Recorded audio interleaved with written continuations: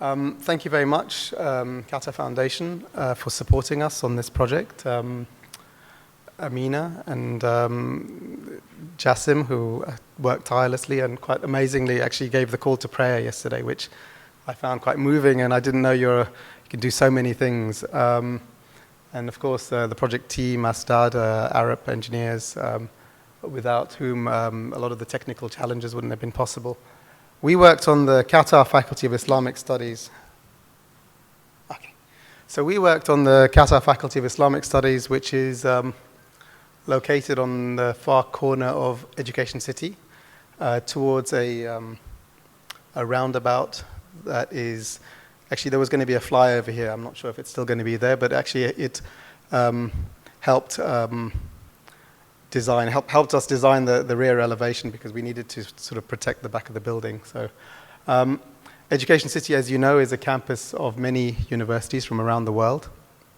But the Qatar faculty is the first really Qatari university with a Qatari program. The building incorporates learning and praying space. So essentially it's a university. Mainly its function is Islamic studies, but there's also a program of law. There's also a program of Islamic architecture, history of. And there's also the Education City Mosque, which is the campus mosque. And in a sense, a lot of the things we're talking about in between space and connectivity are related to the mosque, because the mosque draws in people from not just the campus, but also the wider community. And it's a great place where students, non-students, workers from the construction sites and general public can mix with people who are studying there. So it's a great space where different people can come together, and I think this is essentially the essence of what the project is about. The project essentially is the relationship of knowledge and light, knowledge being the university and light being the mosque. What we've done is that we've taken the academic program and we've wrapped it around to the rear of the mosque to create an infinite loop between knowledge and light. So you're always oscillating between knowledge and light. The other thing that is quite important, especially for Qatar Foundation, and I think in the sense of where Islamic architecture, the perception of Islam is going, this building is trying to do something which is looking to the future and looking at how we can recreate the idea of Islamic buildings which respond to the Facebook age, let's say, at the same time attract and are legible to people who are from a different generation, so people from a different age can understand and use the building. We looked at different Islamic building typologies. Essentially, just to go back one step, the mosque and the learning space are based on this idea of the Kuliya, which is a historic place where people are educated and also pray. So we are looking at different typologies of buildings that do this. So here's the evolution of the mosque, for example.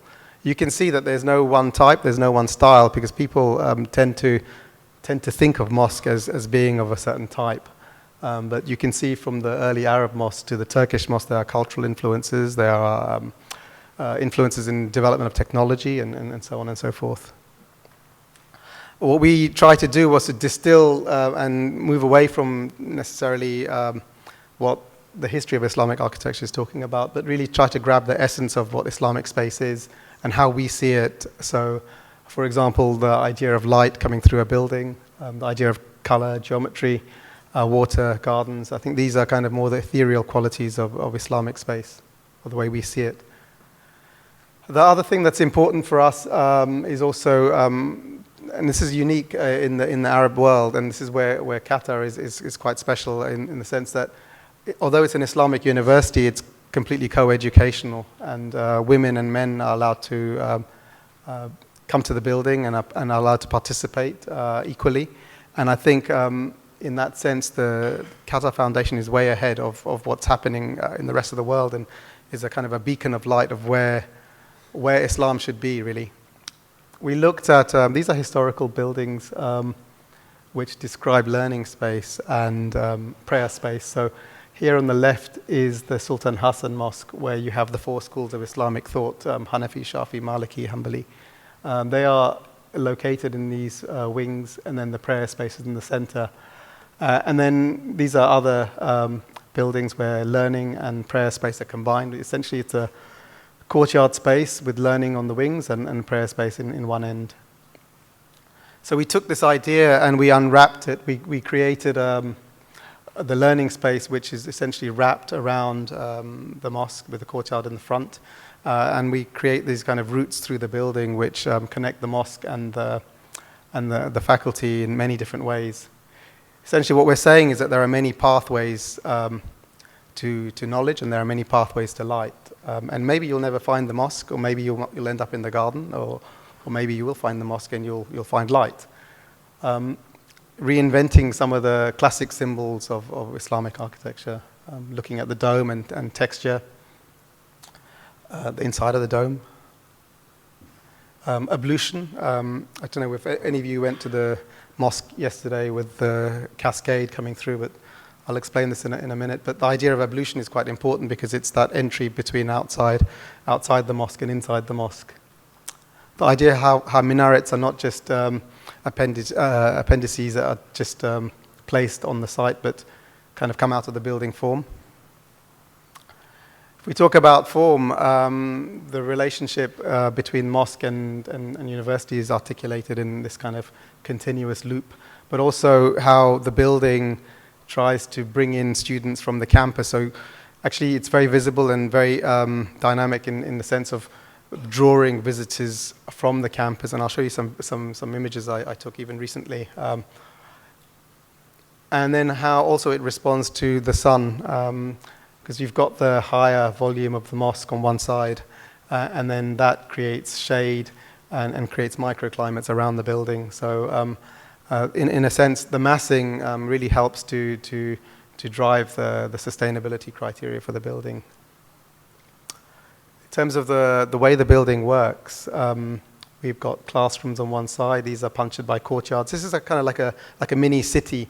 The idea is to create a mini city, a small series of, I would say, spaces with courtyards in between, but it has its own life. And what's important here is also the spaces in between, outside the classroom spaces, and the connective tissue, let's say.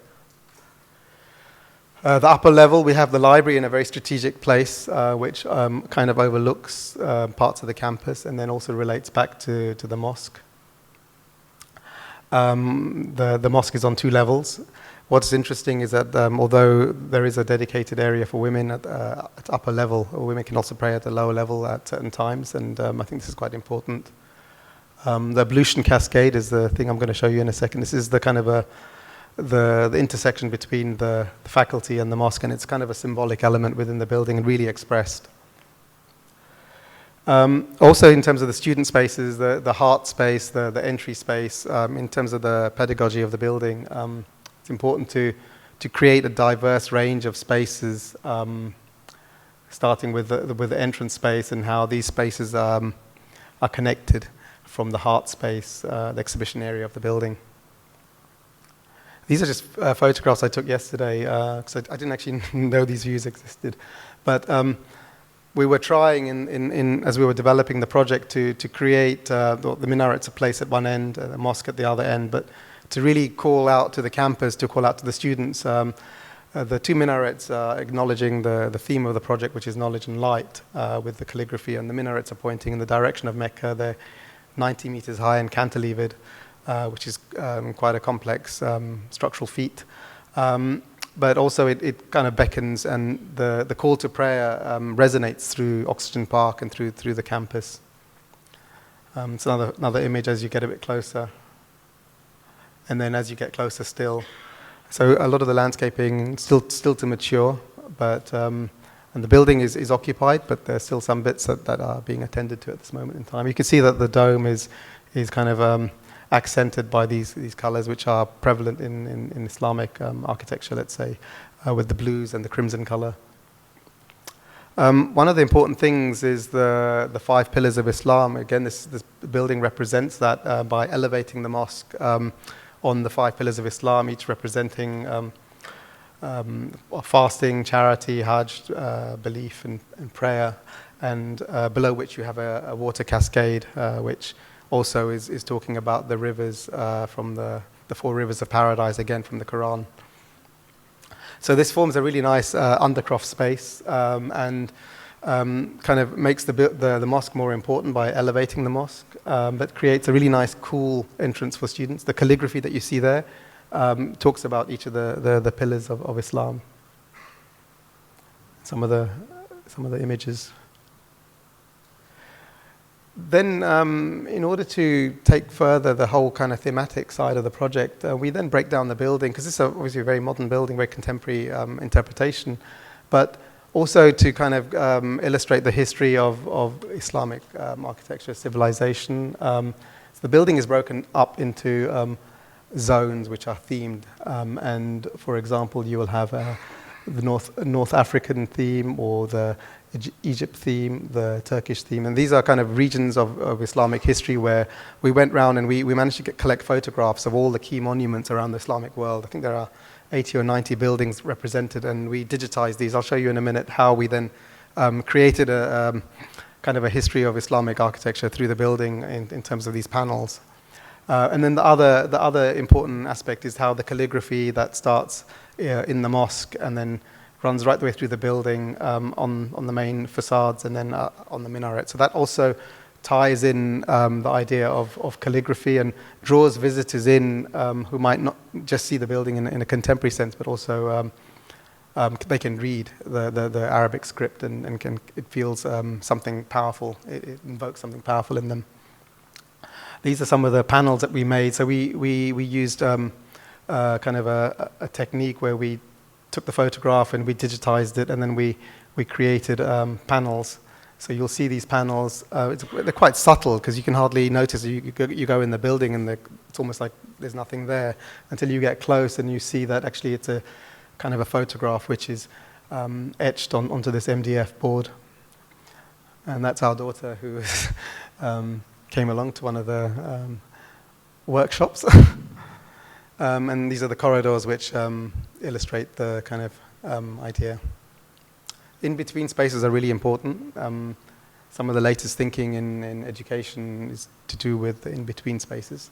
Not just the in-between spaces between our building and the media center, which we try to acknowledge that through the landscape, but also the in-between spaces through the building. So they're quite deliberately generous in some areas, but deliberately set out to create spaces where people can come together and can meet and create unusual encounters, let's say. So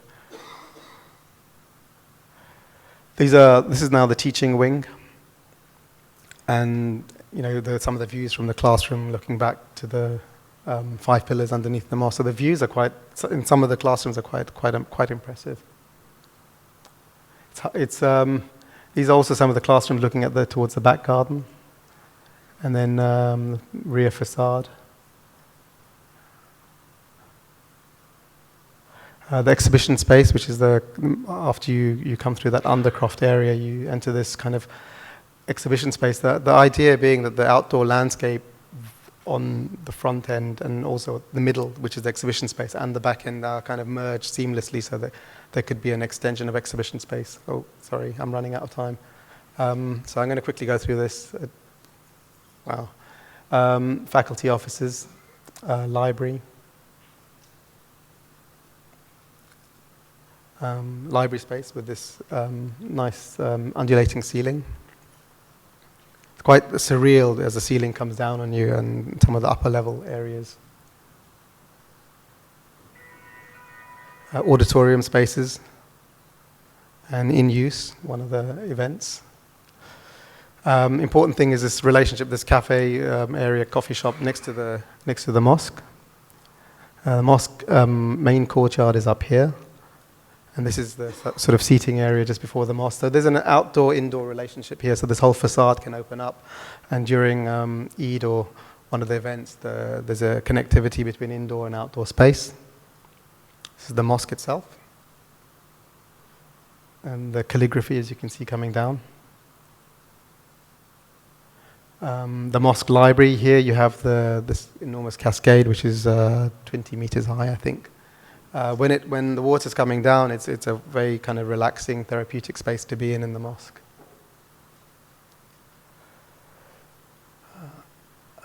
The cascade actually wraps itself around this staircase, which then travels right the way through the building.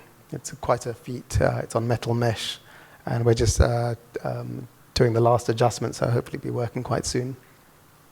Occupation of the mosque, everything is kind of very neutral. The colors are generally quite neutral, except you'll see the focal point in the mosque is kind of illuminated, and that's deliberately so because the idea is that the people will animate the space.